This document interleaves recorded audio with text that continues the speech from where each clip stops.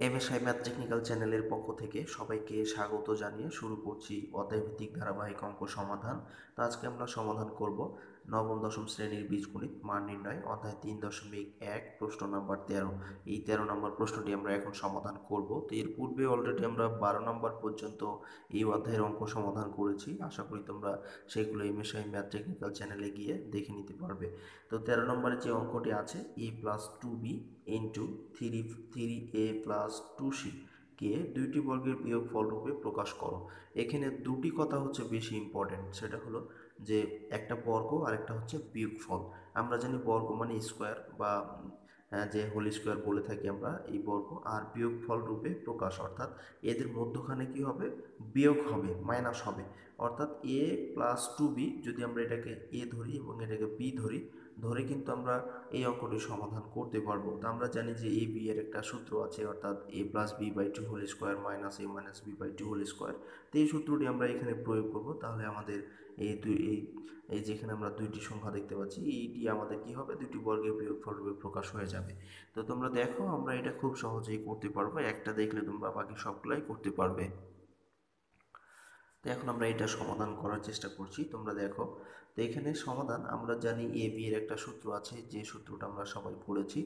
A B এর সূত্রটা হলো যে a+b/2 whole square minus a minus b/2 whole square. তো এখানে প্রদত্ত রাশিটা হচ্ছে যে a+2b আর ইন্টু 3a+2c। যদি আমরা এটা পুরোটা এ ধরি এবং এটা পুরোটা বি ধরি, তাহলে আমাদের এই সূত্রটা হচ্ছে, অর্থাৎ এ বি এর সূত্রটা আমাদের হচ্ছে। তো এখন আমরা এটাকে পুরোটা এ ধরবো, এটাকে পুরোটা বি ধরবো, ধরে আমরা এই সূত্রের মতো করে আমরা এটাকে সূত্রে নিয়ে আসব। আমরা এটাকে এই ধরে নিলাম, অর্থাৎ আমরা জানি যে বি এর সূত্র এই যেখানে আমরা লিখেছি a+b/2 হোল স্কোয়ার।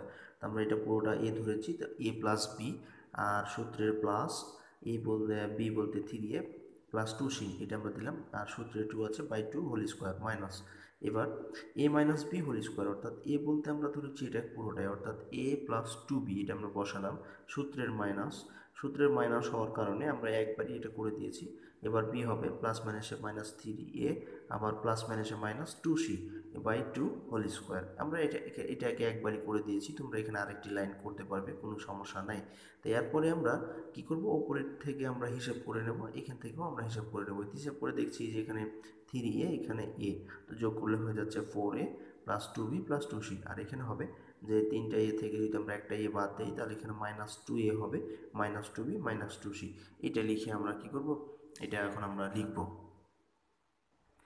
আমরা হিসেব করে নিলাম, অর্থাৎ এখানে তিনটা এ একটা এ যোগ করলে 4a 2 plus 2b plus 2c। আর এখানে হচ্ছে কি যে আমরা আগে প্লাসের মানটা লিখেছি, অর্থাৎ 2bটাকে আমরা আগে লিখেছি যেহেতু এটা প্লাস আছে এই জন্য। আর এখানে আমরা যদি হিসেব করি 3a থেকে একটা এ বাদ যাচ্ছে, মাইনাস, অর্থাৎ -2a -2c/2 হোল স্কোয়ার। এখন আমরা এইখান থেকে কি করব, প্রথম থেকে 2 কমন নেব, এখান থেকেও 2 কমন নেব। 2 কমন নিলে আমাদের নিচে 2টা আউট হয়ে যাবে, এই জন্য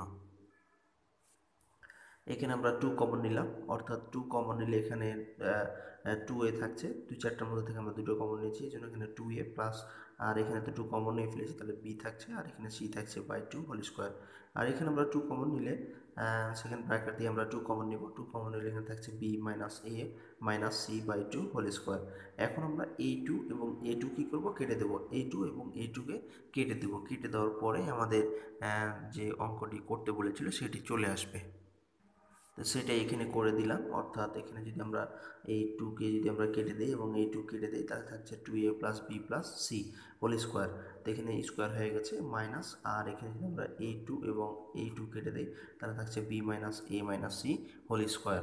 তো দেখো আমাদের কথার সাথে মিলে গেছে, অর্থাৎ দুইটি বর্গে, এটা কিন্তু একটা বর্গ, a2a plus B plus C এটা একটা বর্গ, এটাও একটা বর্গ, এদের বিয়োগফল, অর্থাৎ এইটা সাথে এটা কিন্তু বিয়োগ অবস্থায় আছে, অর্থাৎ মাইনাস অবস্থায় আছে। এই কথাটি আমাদের বলেছিল যে দুইটি বর্গের বিয়োগফল রূপে প্রকাশ করো। তো এটা একটা বর্গ, এটা একটা বর্গ, মধ্যখানে আমাদের কি আছে, মাইনাস আছে, অর্থাৎ দুইটি বর্গের বিয়োগফল রূপে প্রকাশ হয়ে গেল। এই ছিল আমাদের এই দুইটি বর্গের বিয়োগফল রূপে প্রকাশের যে অঙ্ক সেটি। তো আশা করি তোমরা সম্পূর্ণ ভিডিওটি দেখেছো, দেখলে তোমরা খুব সহজেই এরপর থেকে যে দুইটি বর্গের বিয়োগফল রূপে প্রকাশ করতে বলে, এগুলো তোমরা খুব সহজেই এখন নির্ণয় করতে পারবে। তো ধন্যবাদ এতক্ষণ সঙ্গে থাকার জন্য।